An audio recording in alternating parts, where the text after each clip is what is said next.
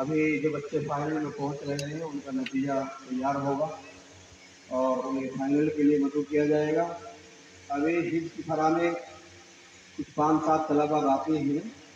तो मशवरे में ये तय हुआ है कि वो बच्चे यही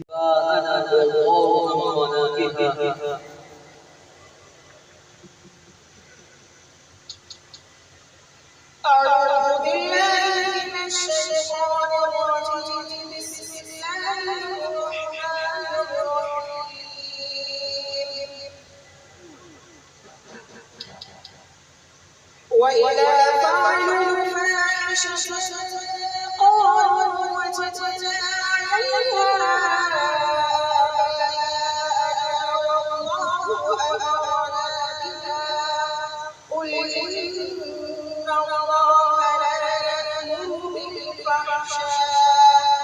أتقولون على الله ما لا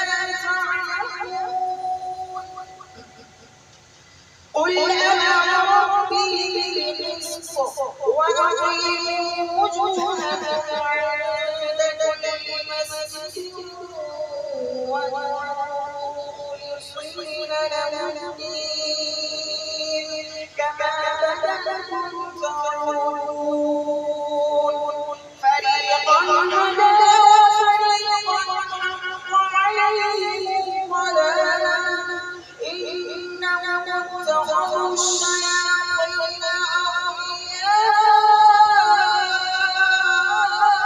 أولياء من دون الله ويحسبون أنهم مهتدون يا بني آدم خذوا زينتكم عند كل مسجد وكلوا واشربوا ولا تسرفوا إنه لا يحب المسرفين قل من حرم زينة الله التي أخرج لعباده والطيبات من الرزق قل هي للذين آمنوا في الحياة الدنيا خالصة يوم القيامة كذلك نفصل الآيات لقوم يعلمون قل إنما حرم ربي الفواحش ما ظهر منها وما بطن والإثم والبغي بغير الحق وأن تشركوا بالله ما لم ينزل به سلطانا وأن تقولوا على الله ما لا تعلمون ولكل أمة أجل فإذا أجلهم لا يستأخرون ساعة ولا يستقدمون يا بني آدم إما يأتينكم رسل منكم يقصون عليكم آياتي فمن اتقى وأصلح فلا خوف عليهم ولا هم يحزنون दूसरा सवाल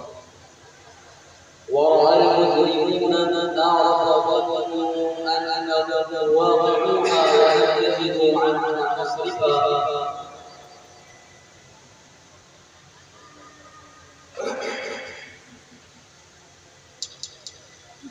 أعوذ بالله من الشيطان الرجيم ورأى المجرمون النار فظنوا أنهم واقعوها ولم يجدوا عنها مصرفا ورأى المجرمون النار فظنوا أنهم واقعوها ولم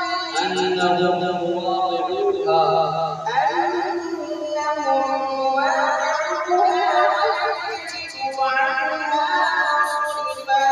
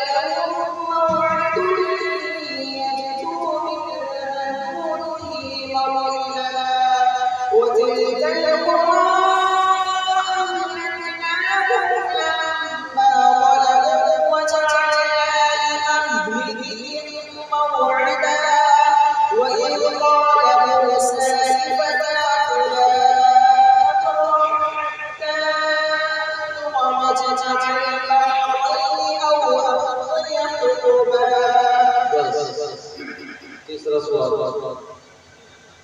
أما السفينة فكانت لمساكين يعملون في البحر فأردت أن أعيبها.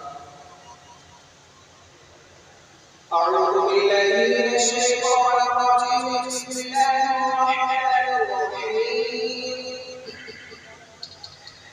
أما السفينة فكانت لمساكين يعملون في البحر فأردت أن أعيبها وكان وراءهم ملك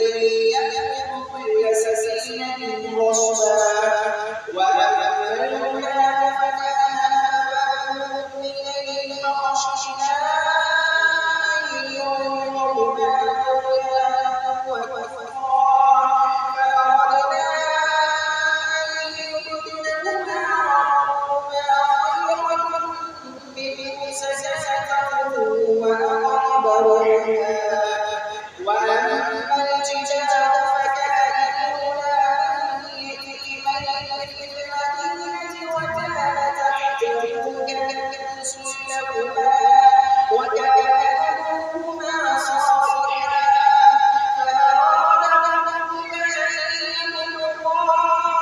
أشدهما ويستخرجا كنزهما رحمة من ربك وما فعلته عن أمري ذلك تأويل ما لم تسطع عليه صبرا. ويسألونك عن ذي القرنين قل سأتلو عليكم منه ذكرا. إنا مكنا له في الأرض وآتيناه من كل شيء سببا فأتبع سببا حتى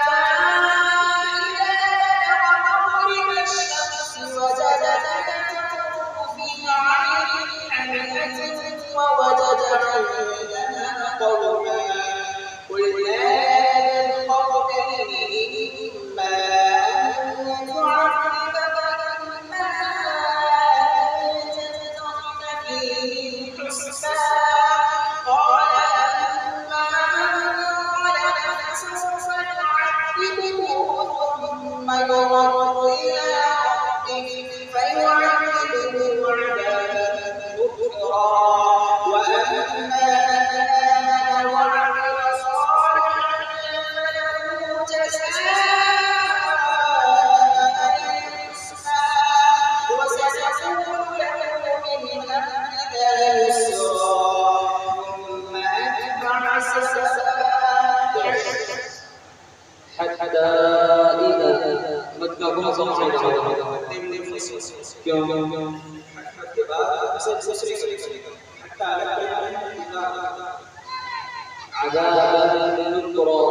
مكروه صنع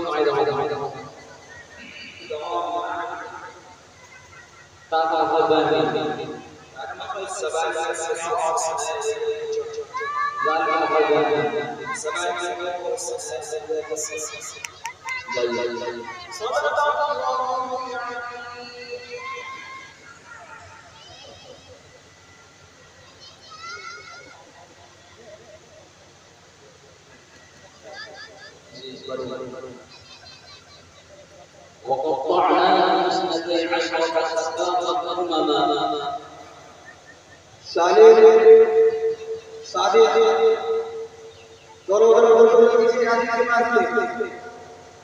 अपने साथ छोटे को लेकर जाओ।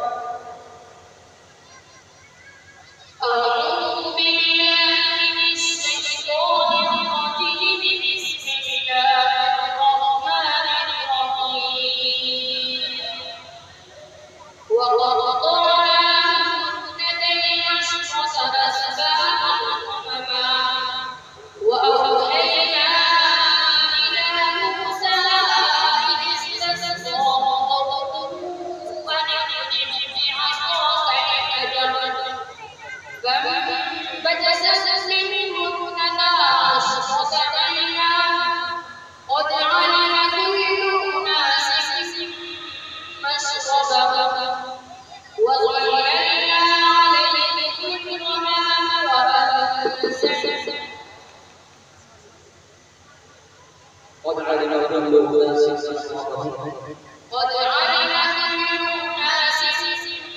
مشربهم وظللنا عليهم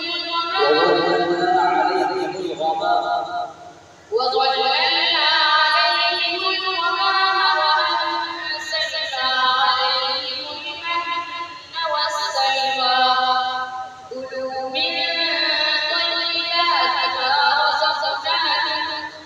وما ظلمونا ولكن كانوا أنفسهم يظلمون وإذ قيل لهم اسكنوا هذه القرية وكلوا منها حيث شئتم وقولوا حطة وادخلوا الباب سجدا نغفر لكم خطيئاتكم سنزيد المحسنين فبدل الذين ظلموا منهم قولا غير الذي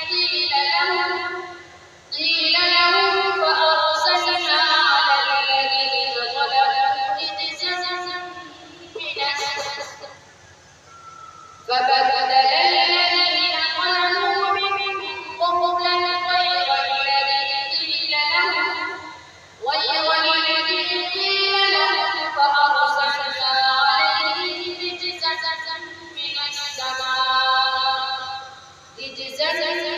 من السماء بما كانوا يكذبون واسألهم عن القرية التي كانت حاضرة البحر إذ يعدون في السبت إذ تأتيهم يوم سبتهم شرعا ويوم لا يسبتون لا تأتيهم كذلك نبلوهم بما كانوا يكسبون. दूसरा सवाल ونزعنا ما في صدورهم من غل إخوانا على سرر متقابلين بسم الله الرحمن الرحيم ونزعنا ما في صدورهم من غل إخوانا على سرر متقابلين لا يمسهم فيها نصب وما هم منها بمخرجين نبئ عبادي أني أنا الغفور الرحيم وأن عذابي هو العذاب الأليم ونبئهم عن ضيف إبراهيم إذ دخلوا عليه فقالوا سلاما قال إنا منكم وجلون قالوا لا تخجل إنا نبشرك بغلام عليم قال أبشرتموني على أن مسني الكبر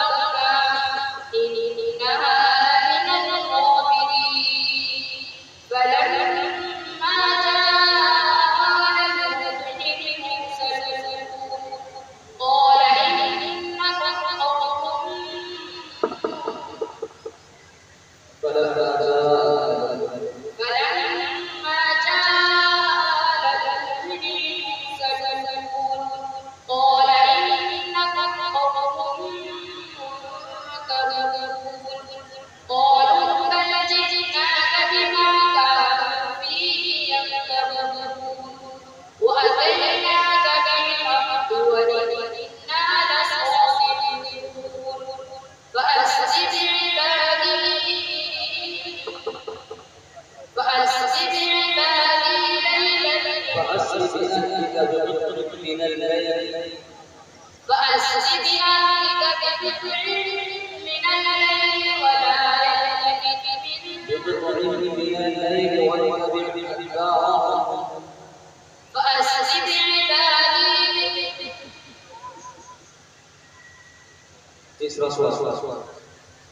قالوا ربنا هذا فزده عذابا في النار. بسم الله الرحمن الرحيم قالوا ربنا من قدم لنا هذا فزده عذابا ضعفا في النار وقالوا ما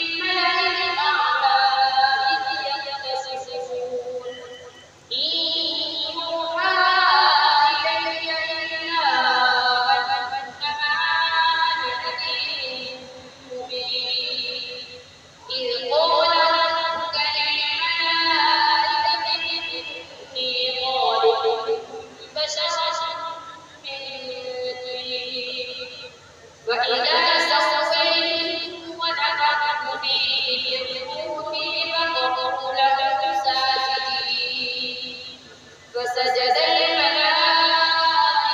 كلهم أجمعون إلا إبليس استكبر وكان من الكافرين قال يا إبليس ما منعك أن تسجد لما خلقت بيدي أستكبرت أم كنت من العالين قال خلقتني من نار وخلقته من طين قال فاخرج منها فإنك رجيم وإن عليك لعنتي إلى يوم الدين قال رب فأنظرني إلى يوم يبعثون وما من إله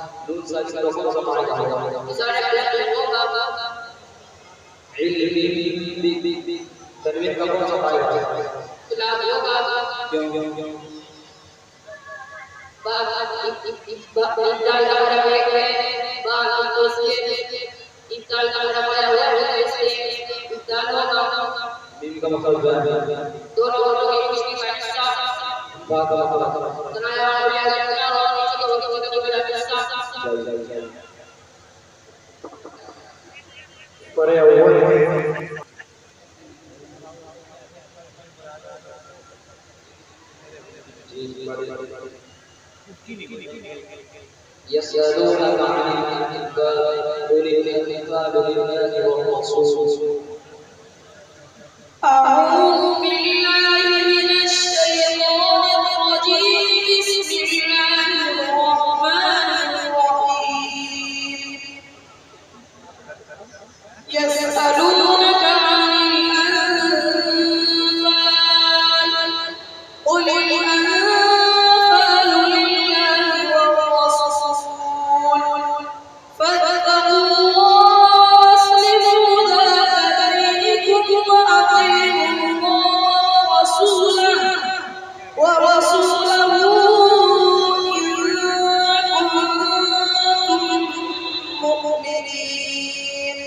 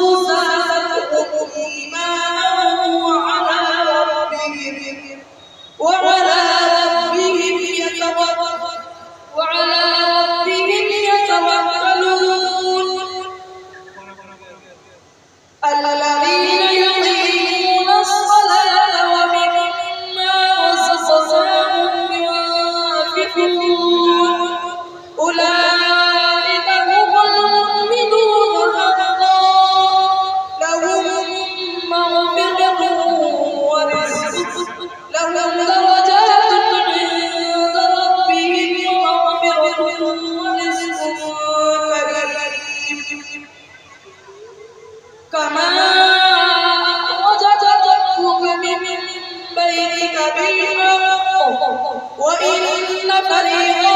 من المؤمنين لكارهون يجادلونك وإن فريقا من المؤمنين لكارهون يجادلونك في الحق بعدما تبين كأنما يساقون إلى الموت وهم ينظرون وإذ يعدكم الله إحدى الطائفتين أنها لكم وتودون أن غير ذات الشوكة تكون لكم ويريد الله أن يحق الحق ويبطل الباطل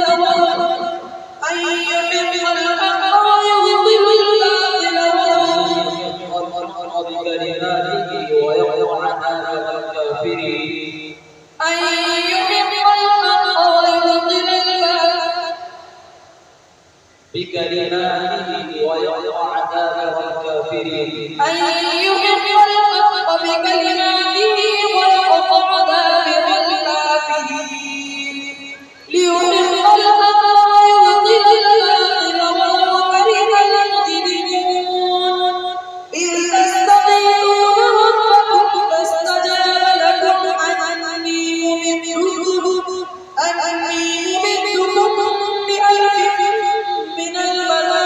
الملائكة مسومين إذ تستغيثون ربكم فاستجاب لكم أني ممدكم بألف من الملائكة مردفين وما جعله الله إلا بشرى لكم ولتطمئن به وما جعله الله إلا بشرى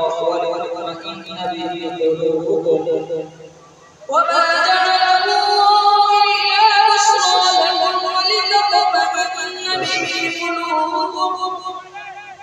دوسرا سؤال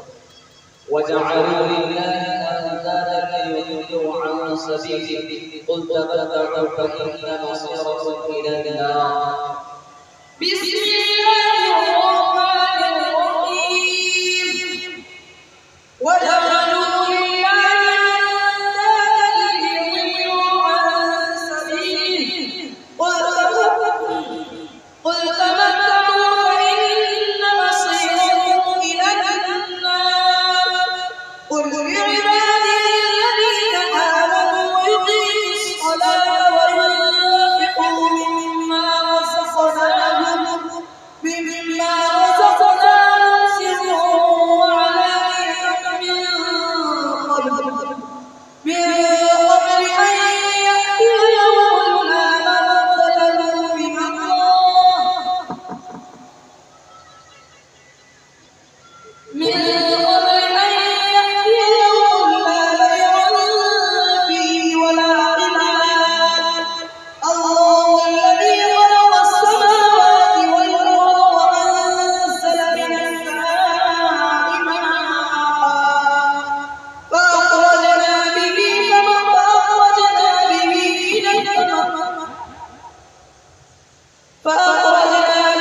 ثمرات مختلفة الله الذي خلق السماوات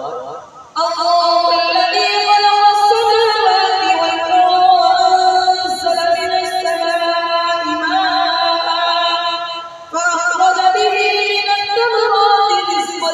لكم وسخر لكم الفلك لتجري في البحر بأمره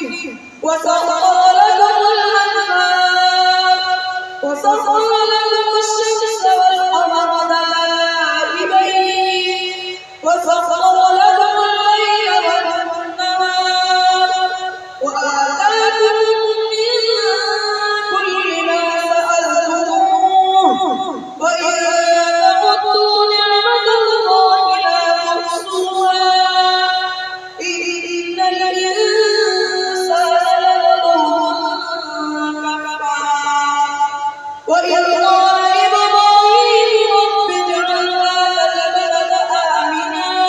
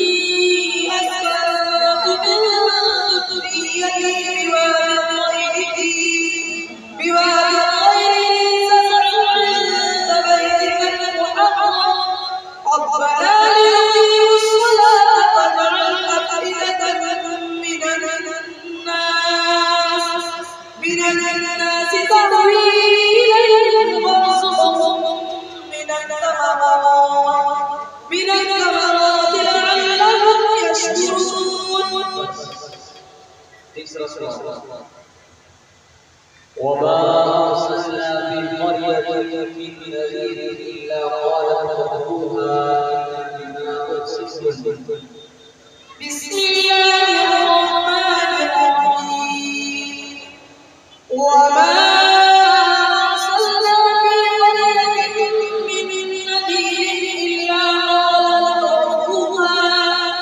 إنا بما أرسلتم به كافرون وقالوا لن نذر أموالهم وأولادنا فاستمتعوا بخلاقهم فاستمتعوا قل إن ربي وقالوا لن نؤثر أموالنا أموالهم وأولادنا وما نحن بمعذبين قل إن ربي يبسط الرزق لمن يشاء ويقدر ولكن أكثر الناس لا يعلمون وما أموالكم ولا أولادكم بالذي تقربكم عندنا زلفى إلا من آمن وعمل صالحا فأولئك لهم جزاء الضعف بما عملوا وهم في الغرفات آمنون والذين يسعون في آياتنا معاجزين أولئك بالعذاب محضرون قل إن ربي يبسط الرزق لمن يشاء من عباده ويقدر له وما أنفقتم من شيء فهو يخلفه وهو خير الرازقين ويوم يحشرهم جميعا ثم يقول للملائكة أهؤلاء إياكم كانوا يعبدون قالوا سبحانك أنت ولينا من دونهم بل كانوا يعبدون الجن أكثرهم بهم مؤمنون فاليوم لا يملك بعضكم لبعض نفعا ولا ضرا ونقول للذين ظلموا ذوقوا عذاب النار التي كنتم بها تكذبون ميم ساكنة إدغام الشفوي هنا ميم ساكنة بعد دوسرة في الآيات وهي في آياتنا مدكم صبايا قدموا المصير هنا فكان قدرتنا على نبينا ونجي كريم لم أرد السبب إلى أراد إكسكت وطائم وكذا مسلم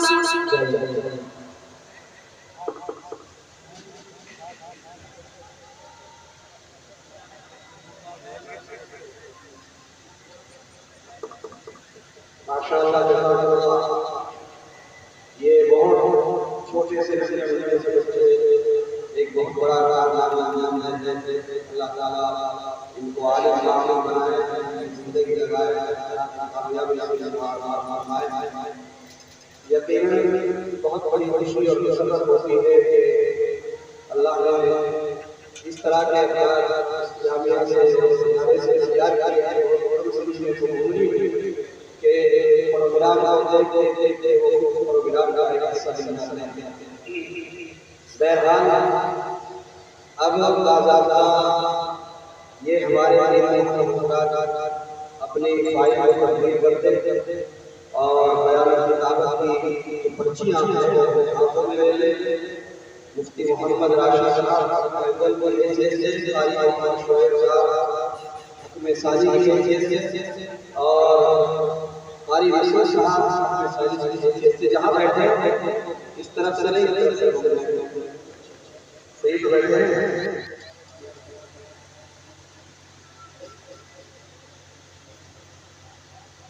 जी जी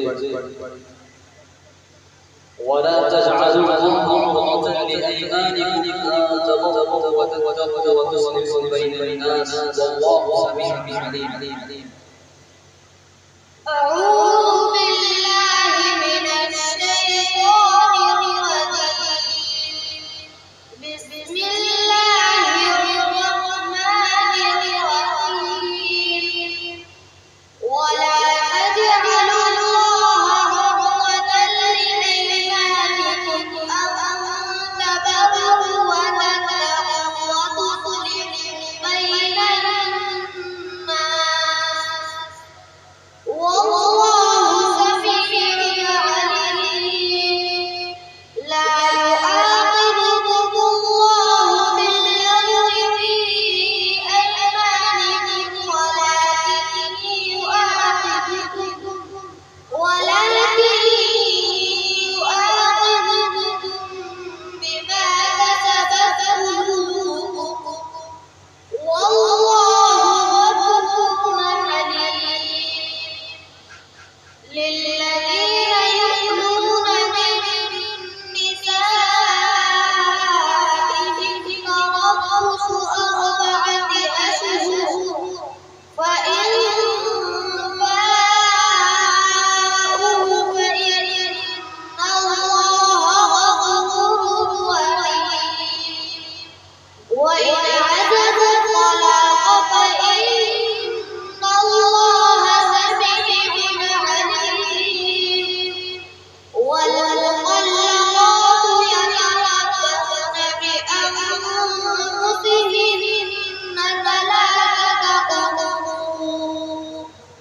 ولا يحل لهن أن يكتمن ما خلق الله في أرحامهن إن كن يؤمن بالله واليوم الآخر وبعولتهن أحق بردهن في ذلك إن أرادوا إصلاحا ولهن مثل الذي عليهن بالمعروف وللرجال عليهن درجة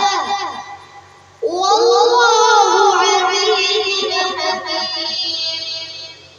الطلاق مرتان فإمساك بمعروف أو تسريح بإحسان. ولا يحل لكم أن تأخذوا مما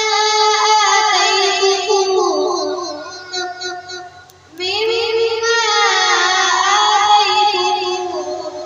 شيئا إلا أن يخافا ألا يقيما حدود الله. فإن خفتم ألا يقيما حدود الله فلا جناح عليهما فيما افتدت به. تلك حدود الله فلا تعتدوها. दूसरा सवाल حتى إذا استيأس الرسل وظنوا أنهم قد كذبوا جاءهم نصرنا أعوذ بالله من الشيطان الرجيم. حتى إذا استيأس الرسل وظنوا أنهم قد كذبوا جاءهم نصرنا نجي من نشاء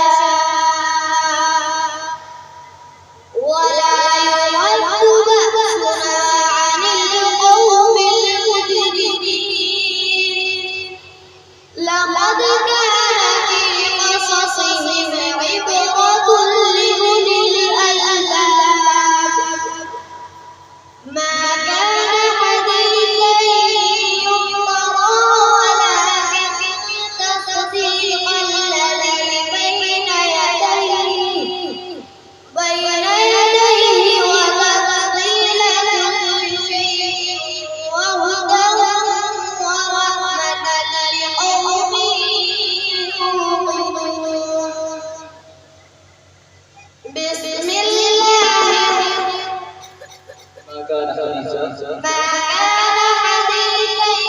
يفترى ولكن تصديق الذي بين يديه وتفصيل كل شيء وهدى ورحمة لقوم يؤمنون. بسم الله الرحمن الرحيم. ألف لام ميم تلك آيات الكتاب والذي أنزل إليك من ربك الحق ولكن أكثر الناس لا يؤمنون. الله الذي رفع السماوات بغير عمد ترونها ثم استوى على العرش وسخر الشمس والقمر كل يجري بأجل مسمى يدبر الأمر ويفصل الآيات لعلكم بلقاء ربكم توقنون. وهو الذي مد الأرض وجعل فيها رواسي وأنهارا ومن كل الثمرات جعل فيها زوجين اثنين يغشي الليل النهار إن في ذلك لآيات لقوم يتفكرون. وفي الأرض قطع متجاورات وجنات من أعناب وزرع ونخيل صنوان وغير صنوان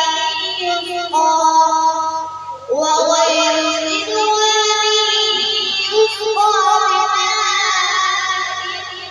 واحد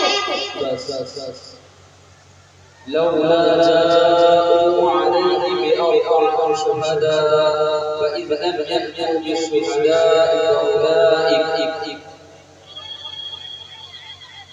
أعوذ بالله من الشيطان الرجيم. لولا جاءوا عليه بأربعة شهداء وإذ لم يأتوا بالشهداء فأولئك عند الله هم الكاذبون. ولولا فضل الله عليكم ورحمته في الدنيا والآخرة لمسكم فيما أخذتم فيه عذاب أليم.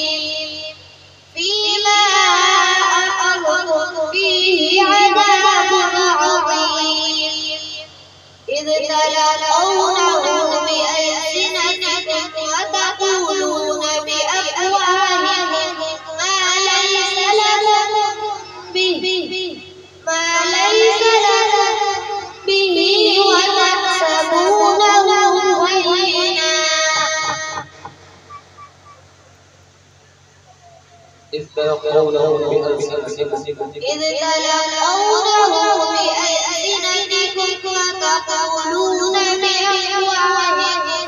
ما ليس لكم به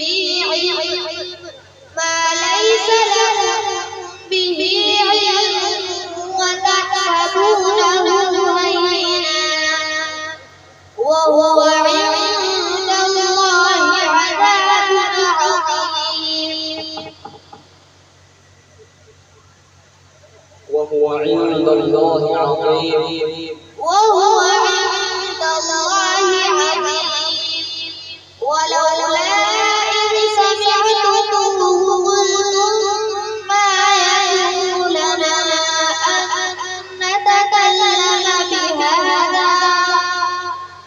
سبحانك هذا بهتان عظيم يعظكم الله أن تعودوا لمثله أبدا إن كنتم مؤمنين ويبين الله لكم الآيات والله عليم حكيم إن الذين يحبون أن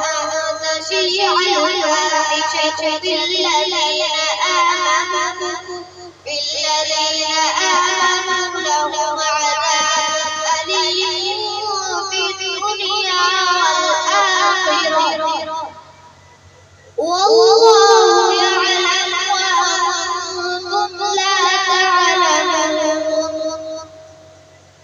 ولولا فضل الله عليكم ورحمته وأن الله رؤوف رحيم يا أيها الذين آمنوا لا تتبعوا خطوات الشيطان ومن يتبع خطوات الشيطان فإنه يأمر بالفحشاء والمنكر ولولا فضل الله عليكم ورحمته ما زكى منكم من أحد ولكن الله يزكي من يشاء والله سميع ولولا فضل الله عليكم ورحمته وأن الله ما زكى منكم من أحد أبدا ولولا فضل الله عليكم ورحمته ما زكى منكم من أحد أبدا ولكن الله يزكي من يشاء والله سميع عليم ولا يأتل أولو الفضل منكم والسعة أن يؤتوا أولي القربى والمساكين والمهاجرين في سبيل الله عليكم ورحمته بإمساك سقوط क्यों من ساكن के बाद बाओ मीम में अलावा बकिया 26 तुर्कों में से वाव है इसलिए मीम साकिन का इज़हार होगा इसको इज़हार शर्फी कहते हैं عذاب عظيم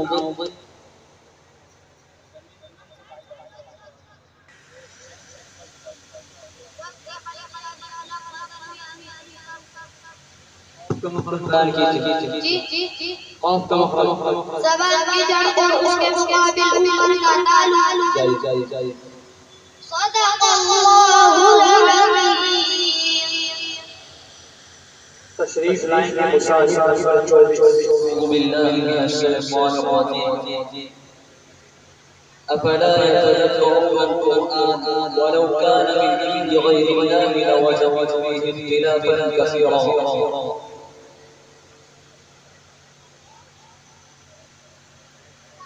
أعوذ بالله من الشيطان الرجيم ये सवाल मंजिल नंबर 1 पारा नंबर 5 रुकू नंबर 8 सूरह निसा की आयत नंबर 80 से हुआ है बिस्मिल्लाहिर्रहमानिर्रहीम अफला यतदब्बरून القرآن ولو كان من عند غير الله لوجدوا فيه اختلافا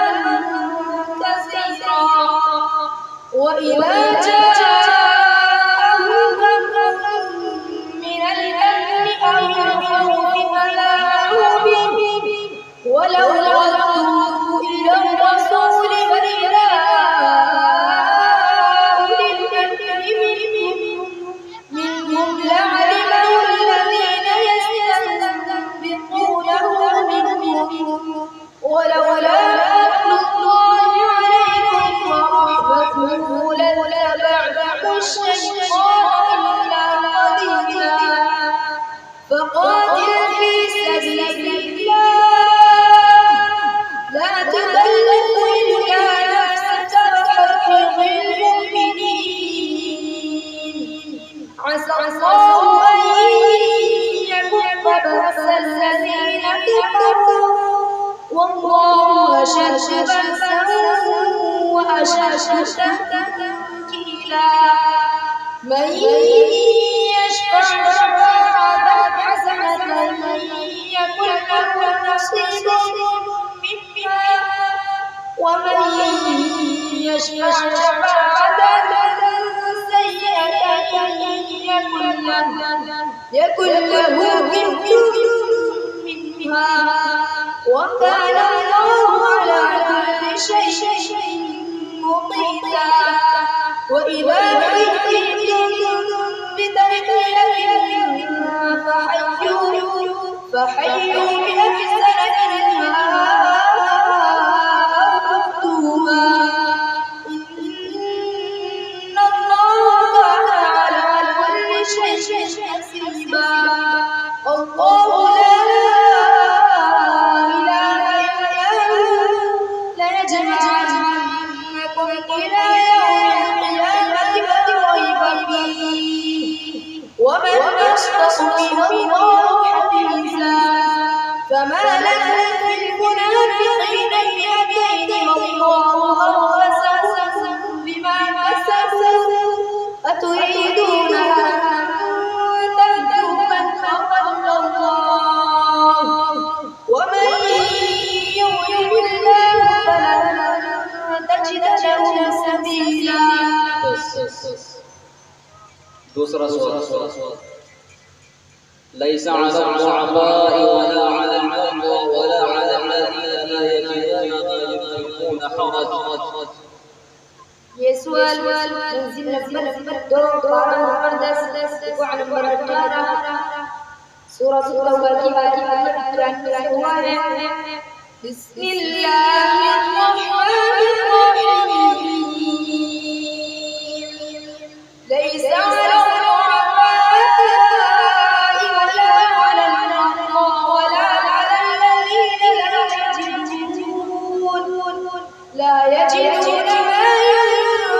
ينفقون حرج إذا نصحوا لله ورسوله ما على المحسنين من سبيل والله غفور رحيم ولا على الذين إذا ما أتوك لتحملهم قلت ما أجد لك ولا على الذين إذا ما أتوك لتحملهم قلت لا أجد ما أحملكم عليه تولوا وأعينك في قلوبهم الحزن ألا يجدوا ما ينفقون إنما السبيل على الذين يستأذنونك وهم أغنياء رضوا بأن يكونوا مع الخوالف وطبع الله على قلوبهم فهم لا يعلمون يعتذرون إليكم إذا رجعتم إليهم قل لا تعتذروا لن نؤمن لكم قد نبأنا الله من أخباركم وسيرى الله عملكم ورسوله ثم تردون إلى عالم الغيب والشهادة فينبئكم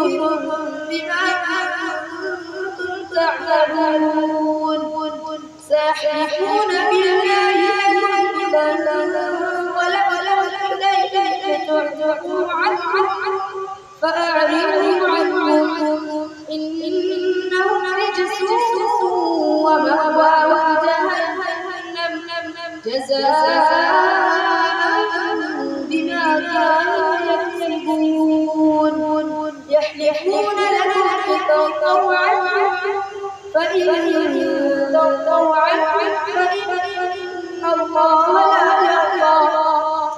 فإن الله لا يرضى عن القوم الفاسقين. तीसरा सवाल فحق علينا قول ربنا إنا لذائقون.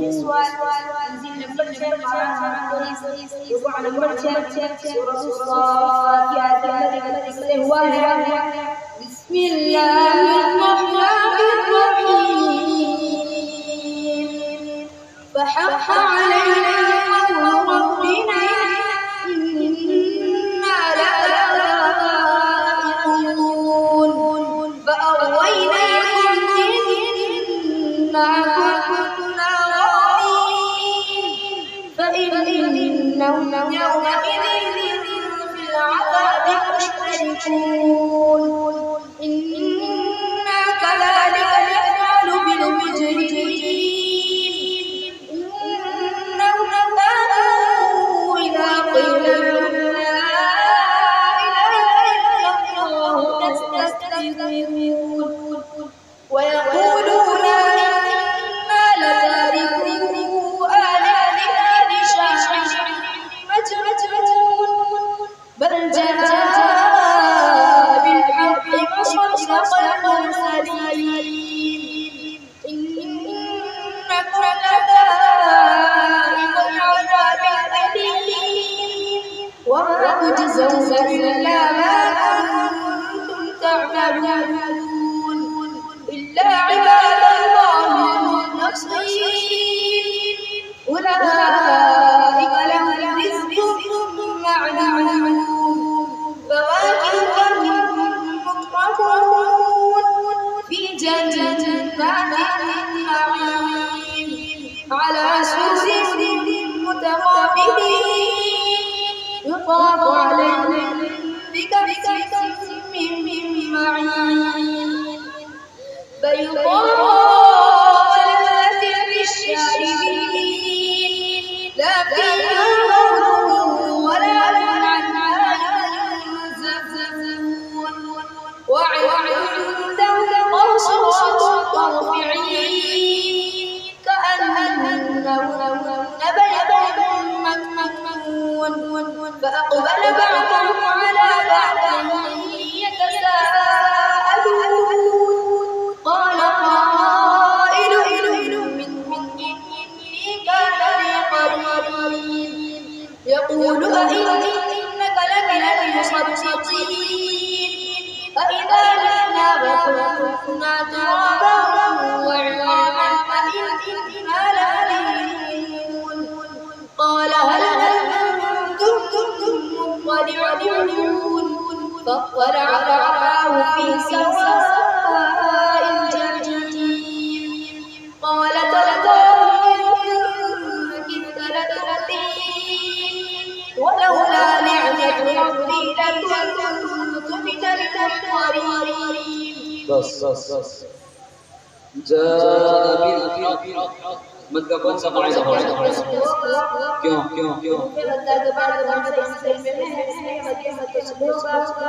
بعضية तनवीन का कौन सा कायदा عين का मखरज लाम का मखरज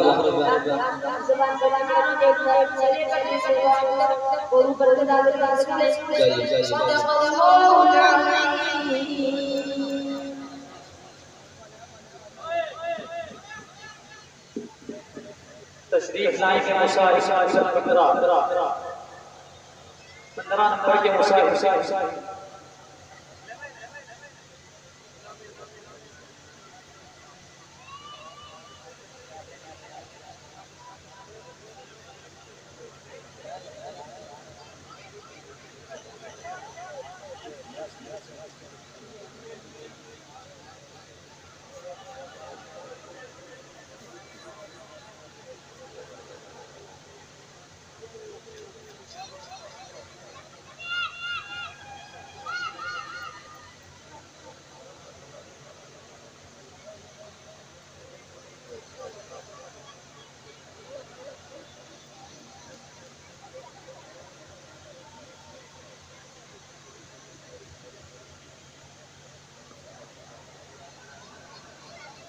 إن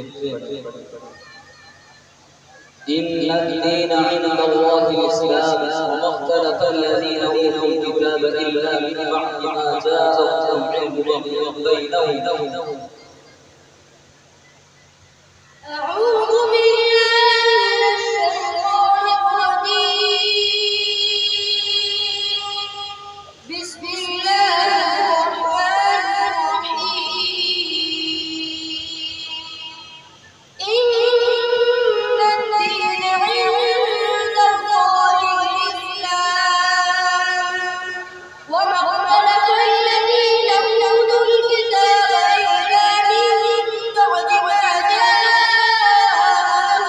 العلم بغيا بينهم ومن يكفر بآيات الله فإن الله سريع الحساب ومن يكفر بآيات الله فإن الله سريع الحساب فإن حاجوك فقل أسلمت وجهي لله ومن اتبعني وقل للذين أوتوا الكتاب والأميين أسلمتم وإن أسلموا فقد اهتدوا وإن تولوا فإنما عليك البلاغ والله بصير بالعباد. إن الذين يكفرون بآيات الله ويقتلون النبيين بغير حق ويقتلون الذين يأمرون بالقسط من الناس فبشرهم بعذاب أليم. أولئك الذين حبطت أعمالهم في الدنيا والآخرة وما لهم من ناصرين. ألم تر إلى الذين أوتوا نصيبا من الكتاب يدعون إلى كتاب الله ليحكم بينهم ثم يتولى فريق منهم وهم معرضون. ذلك بأنهم قالوا لن تمسنا النار إلا أياما معدودات وغرهم في دينهم ما كانوا يعلمون. فكيف إذا جمعناهم ليوم لا ريب فيه ووفيت كل نفس ما كسبت وهم لا يظلمون. بس دوسرا سؤال واتبع ما يوحى إليك واصبر حتى يحكم الله وهو خير الحاكمين. أعوذ بالله من الشيطان الرجيم. واتبع ما يوحى إليك واصبر حتى يحكم الله وهو خير الحاكمين. بسم الله الرحمن الرحيم. ألف لام كتاب أحكمت آياته ثم فصلت من لدن حكيم خبير. ألا تعبدوا إلا الله إنني لكم منه نذير وبشير. وأن استغفروا ربكم ثم توبوا إليه يمتعكم متاعا حسنا إلى أجل مسمى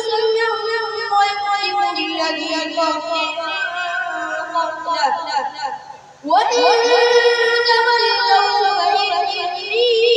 أخاف عليكم عذاب يوم كبير إلى الله مرجعكم وهو على كل شيء قدير ألا إنهم يملكون رسولهم ليستخفوا منه ألا حين يستغشون ثيابهم يعلم ما يسرون وما يعلنون إنه عليم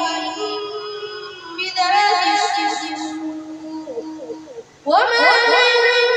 دابة في الأرض إلا على الله رزقها ويعلم مستقرها ومستودعها كل في كتاب مبين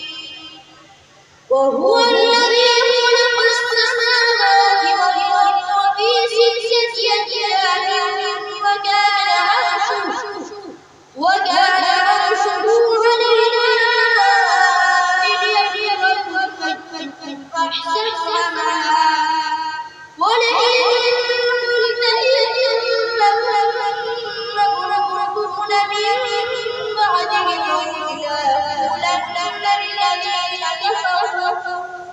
ليقولن الذين كفروا إن هذا إلا سحر مبين. بس تيسرا سؤال شرع لكم من الدين ما وصى به نوحا والذي أوحينا إليه أعوذ بالله من الشيطان الرجيم شرع لكم من الدين ما وصى به نوحا والذي أوحينا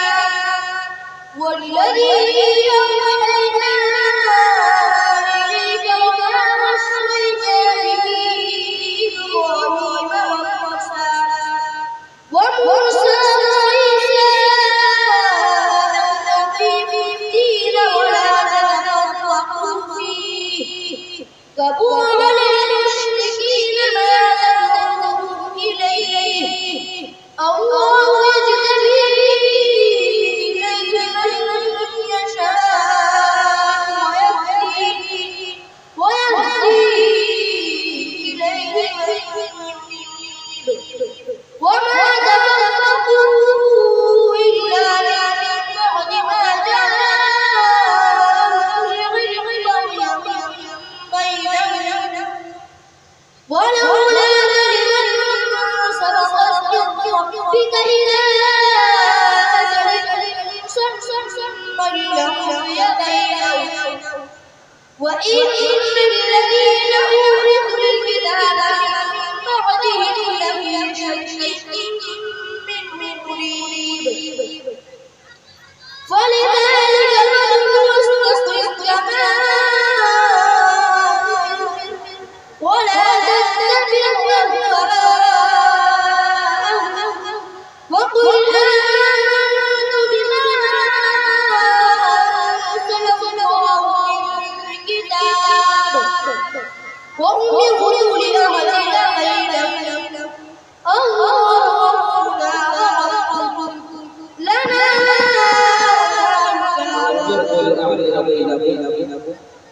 وأمرت لأهل بينهم الله ربنا وربكم لنا أعمالنا ولكم لا حجة بيننا وبينكم الله يجمع بيننا وإليه المصير والذين يحاجون في الله من بعد ما استجيب له الحجة داحضة عند ربهم وعليهم غضب ولهم عذاب شديد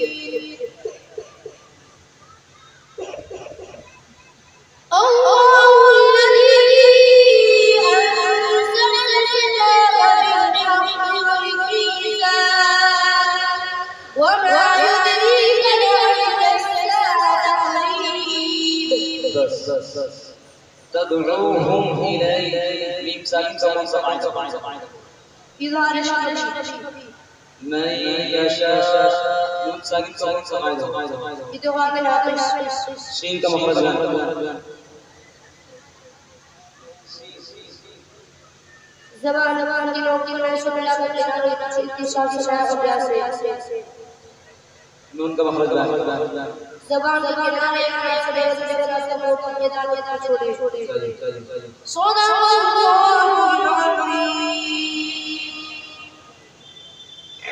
ये पानी वाले जो होते हैं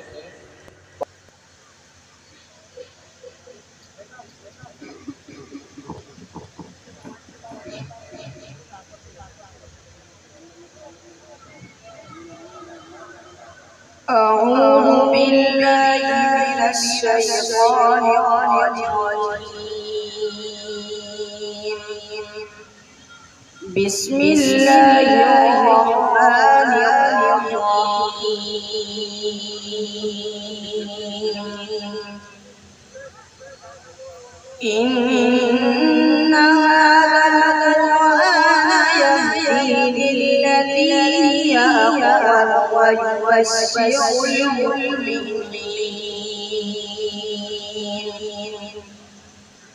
ويبشر المؤمنين الذين يعملون الصالحات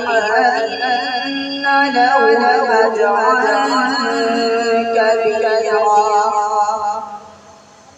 وأن الذين لا يؤمنون بالآخرة أعتدنا لهم عذابا أليما ويدعو الإنسان بالشر دعاءه بالخير وكان الإنسان عجولا وجعلنا الليل والنهار آيتين ومحونا آية الليل فمحونا آية الليل وجعلنا آية النهار مبصرة لتبتغوا فضلا من ربكم ولتعلموا عدد السنين والحساب وكل شيء فصلناه تفصيلا وكل إنسان ألزمناه طائره في عنقه ونخرج له يوم القيامة كتابا يلقاه منشورا اقرأ كتابك كفى بنفسك اليوم عليك حسيبا من اهتدى فإنما يهتدي لنفسه ومن ضل فإنما يضل عليها ولا تزر وازرة وزر أخرى وما كنا معذبين حتى نبعث رسولا صدق الله العظيم.